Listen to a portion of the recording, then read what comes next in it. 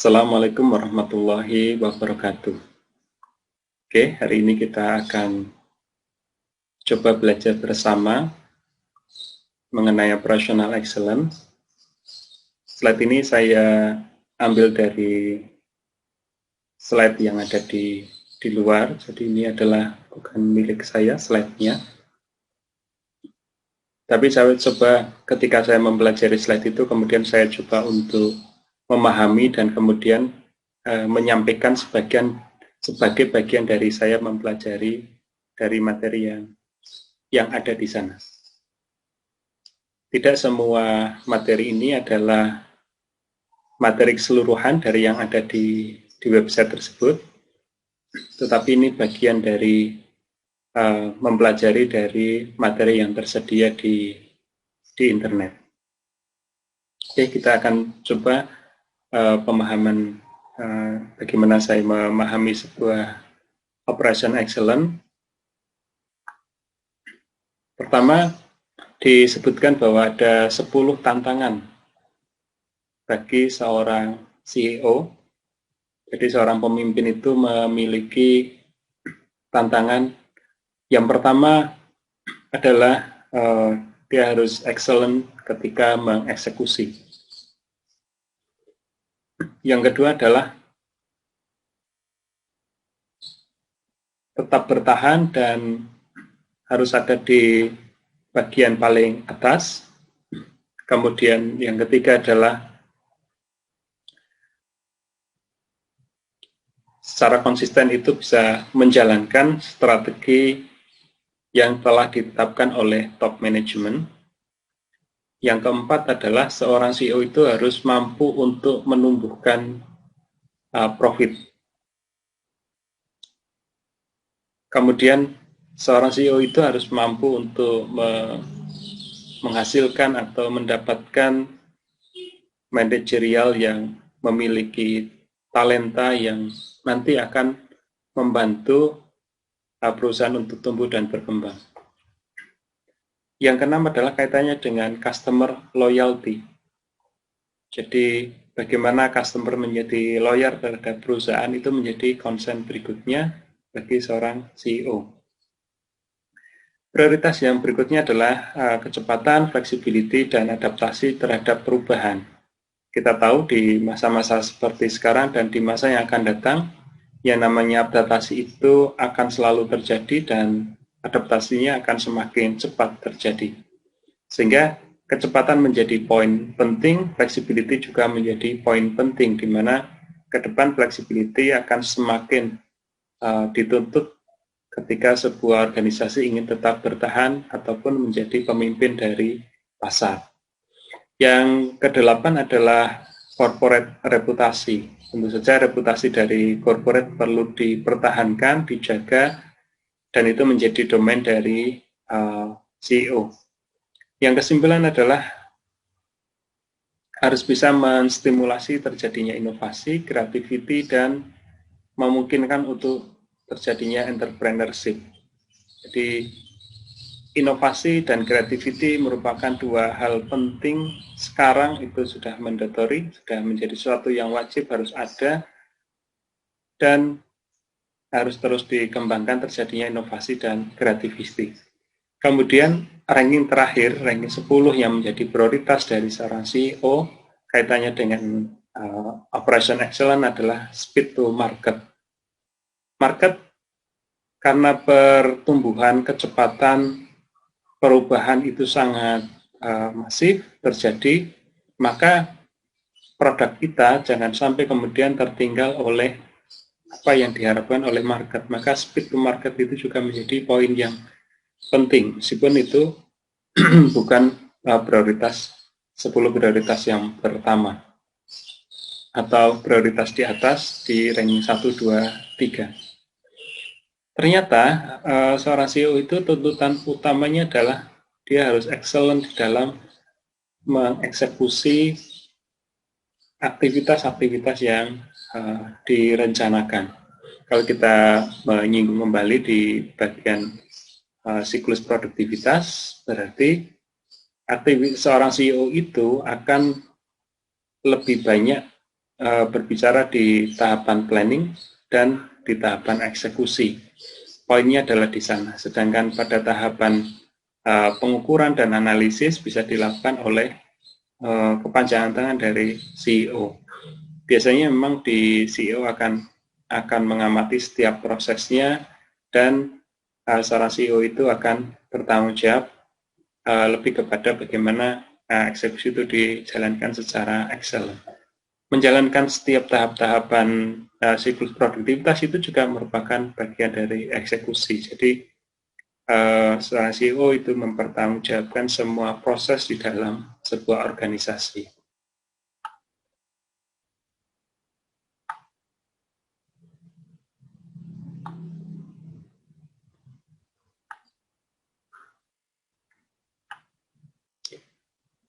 Bagaimana dengan definisi dari operational excellence?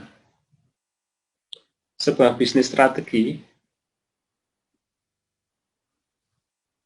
Michael Tracy dan Fred Wirman memberikan 3 pembeda.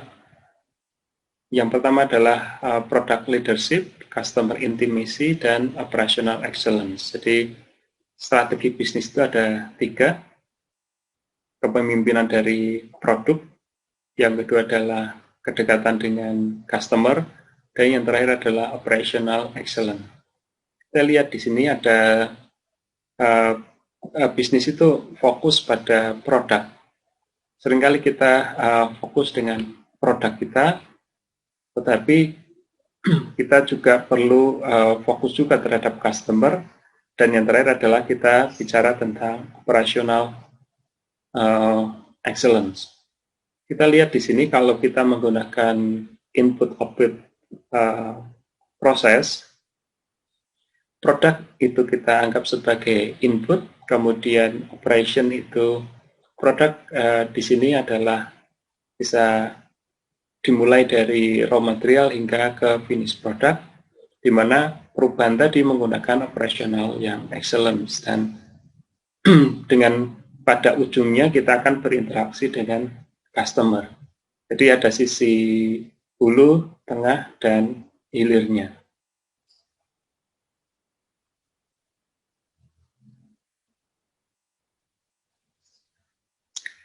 Seorang pemimpin pasar itu akan memilih untuk bisa hadir di pada 3 value proposition. Kita bisa melihat ada 3 value proposition kita, apakah ada di produknya, ada di customer intimacy-nya, atau di operation excellence-nya.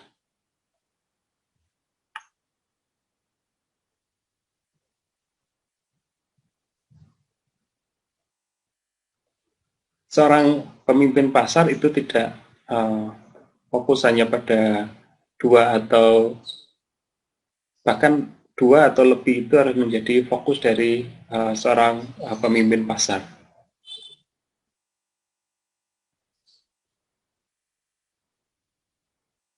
Jadi dengan mengelola desain, proses, teknologi, dan kompetensi untuk kemudian meningkatkan nilai, maka di situ kita bisa menyediakan apa yang customer inginkan, bahkan lebih dari apa yang customer inginkan. Di mana operation excellence itu membantu organisasi untuk menyediakan quality, price, dan kemudahan untuk dibeli dan untuk digunakan. Jadi kalau kita lihat di sini operation excellence ini, kita bicara kalau kita fokus di rekayasa produktivitas biasanya memang fokus pada bagian operasional. Di bagaimana produktivitas kemudian dihubungkan dengan operational excellence.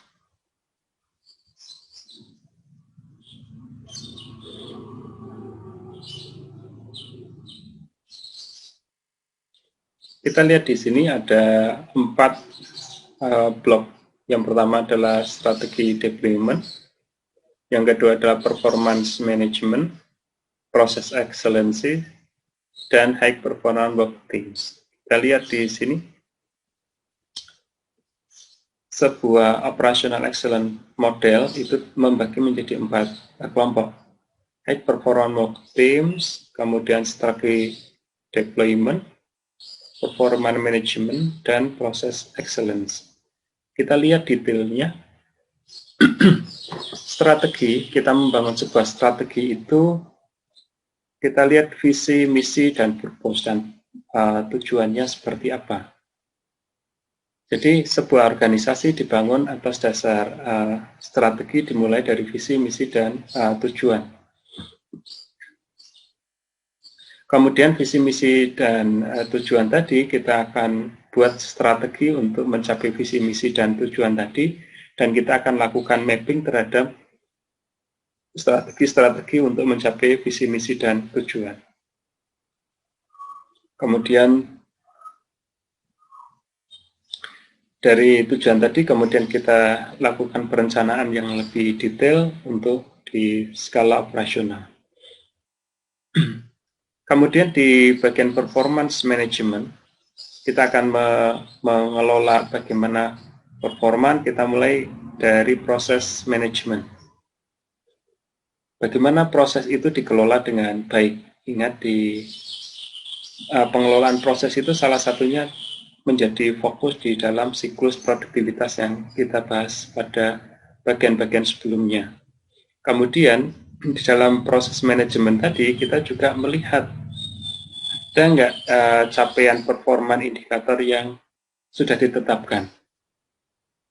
Kemudian sumber daya yang kita miliki kita juga lakukan analisis dengan menggunakan balance scorecard. Kemudian dilakukan juga manajemen review.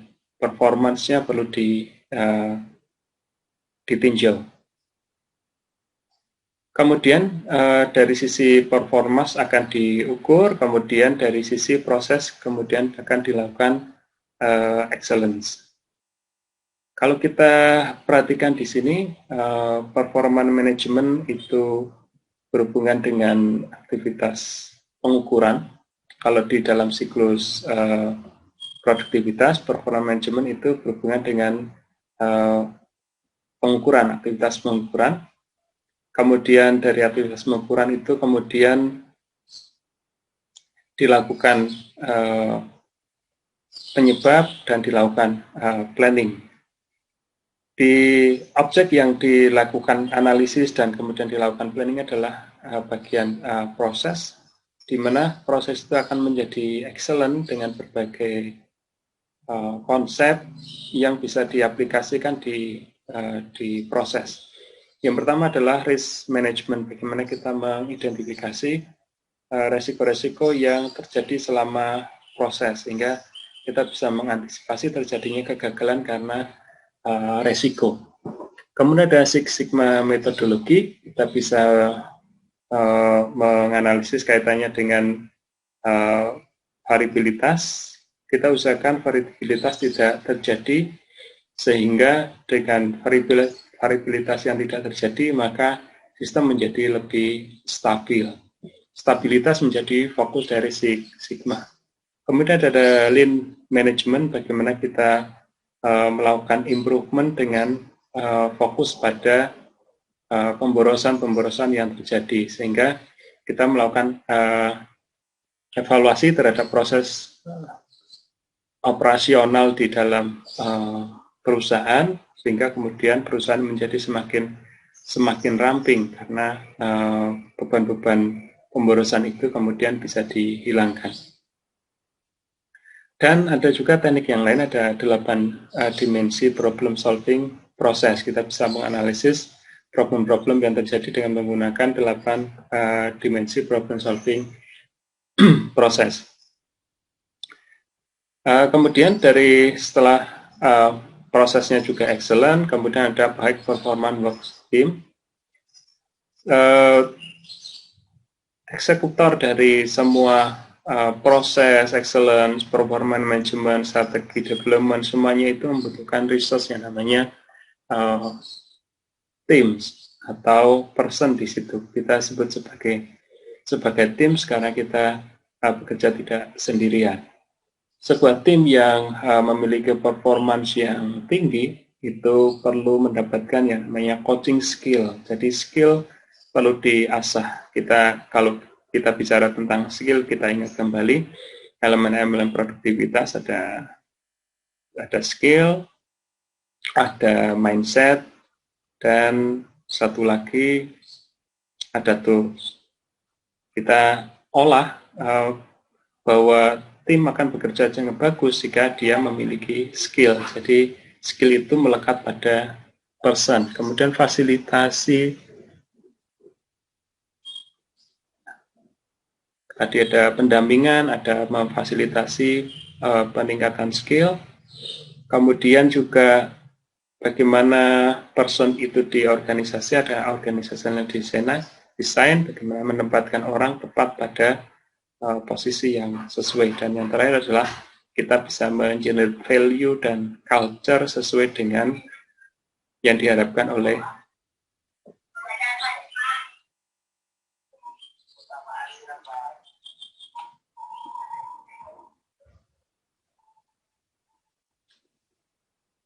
policy development. Adalah proses yang menjejajarkan atau menghubungkan bisnis strategi dan eksekusi. Jadi bisnis strategi dan eksekusi itu dihubungkan oleh policy development.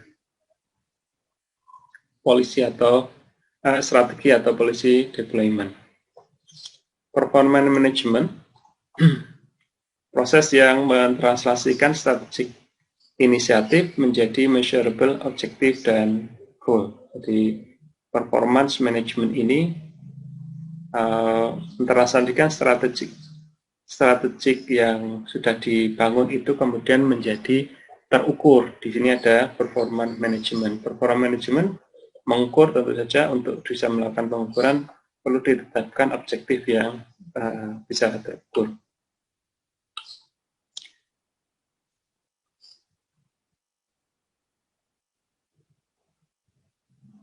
Desain, efisiensi, dan efektivitas dari manajemen, value chain, dan support proses itu diperlukan untuk menghasilkan world class result.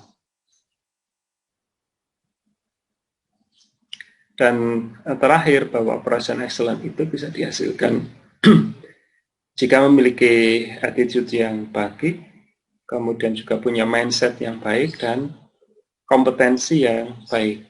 Nah, ini kalau kita hubungkan lagi dengan elemen produktivitas, di situ ada mindset, kemudian ada kompetensi atau skill, kemudian mindset itu akan berbuah attitude. Dengan memiliki fondasi yang seperti itu, maka akan menghasilkan high performance work teams.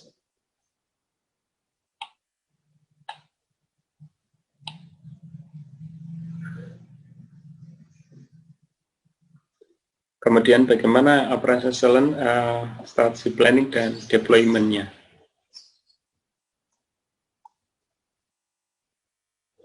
Strategi adalah bagaimana organisasi secara intern untuk melakukan dari kondisi sekarang menjadi kondisi yang diharapkan, disebut sebagai strategi. Bahwa ketika kita ada di satu posisi, kemudian kita ingin meraih posisi yang lain, maka kita butuh strategi agar kita bisa sampai pada posisi tersebut. Dan ternyata dari hasil survei diketahui bahwa 5% saja pekerja itu memahami apa sih strategi dari sebuah perusahaan. Dan 25% para manajer itu punya ketika melakukan suatu aktivitas itu berhubungan dengan strategi. Kemudian 60% organisasi itu tidak memiliki hubungan antara budget dan strategi. Jadi budget itu biasanya berelasi dengan aktivitas, di mana aktivitas itu apakah dia mendukung strategi yang telah ditetapkan atau tidak, ternyata 60% itu tidak berhubungan dengan strategi.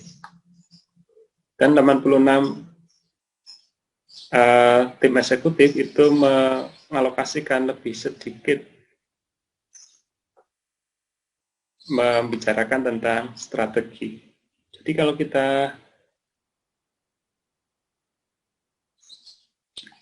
lihat bahwa strategi itu adalah sesuatu yang ditetapkan oleh sebuah organisasi, tetapi poin penting dari sebuah strategi itu seringkali tidak difahami atau kemudian tidak menjadi bagian dari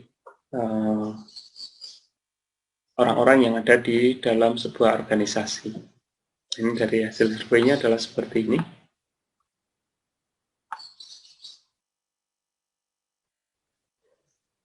Bagaimana kemudian strategi itu dapat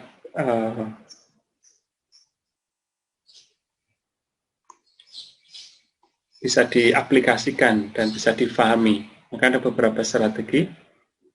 Ada strategi World Placard strategi, Stratospheric strategi, kemudian KPI strategi, dan terakhir adalah Governance strategi. Kita bisa memilih dan dari berbagai macam pilihan strategi ini, pada prinsipnya adalah bahwa sebuah organisasi boleh jadi satu strategi itu bisa berjalan dengan baik, tapi pada organisasi yang lain, strategi yang lain itu akan berjalan lebih baik.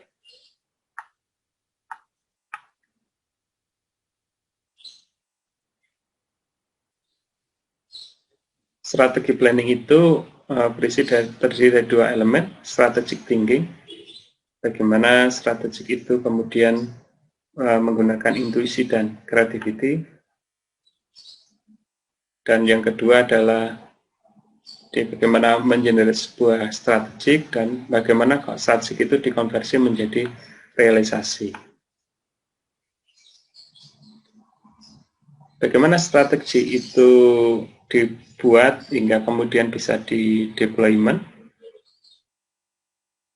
Yang fase yang pertama adalah organize proses. Kita bisa mengelola prosesnya. Prosesnya dibuat terstandar terlebih dahulu. Kemudian tahap yang kedua adalah kita lakukan current state analysis. Kita menganalisis atau kita bisa mengukur kondisi existing.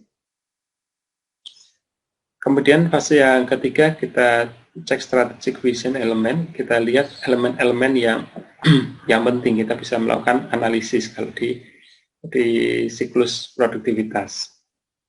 Kemudian kita lakukan analisis, kemudian kita buat planning dengan menentukan objektif yang memberikan breakthrough, bisa terobosan-terobosan.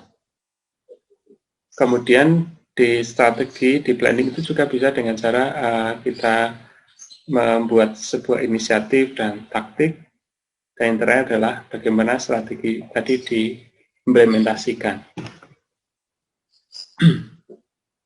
Jadi kalau kita lihat strategi planning dan development ini, kalau kita hubung-hubungkan dengan siklus produktivitas, maka kita juga mendapati relasi di mana pada beberapa tahap yang itu menjadi dasar kebutuhan seperti mengorganisasikan proses, itu menjadi satu fase tersendiri, di mana dalam siklus produktivitas, organisasi proses itu adalah menjadi fondasi atau requirement yang kebutuhan yang harus dipenuhi terlebih dahulu.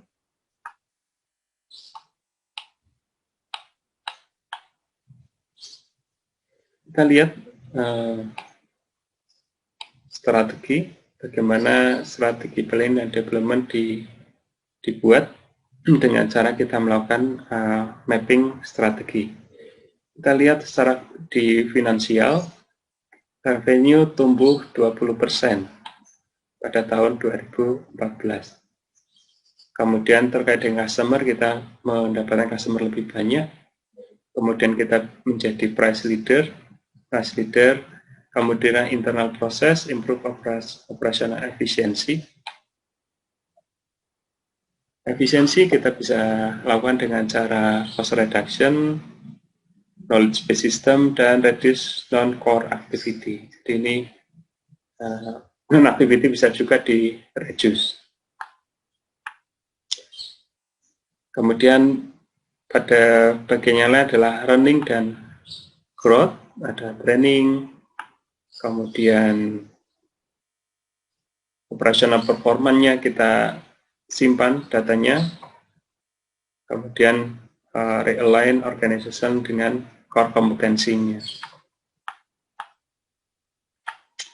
Demikian pembahasan sekilas mengenai operation excellent, bagaimana operation excellent itu dicapai dihubungkan dengan 4 elemen tadi yang sudah dijelaskan di depan.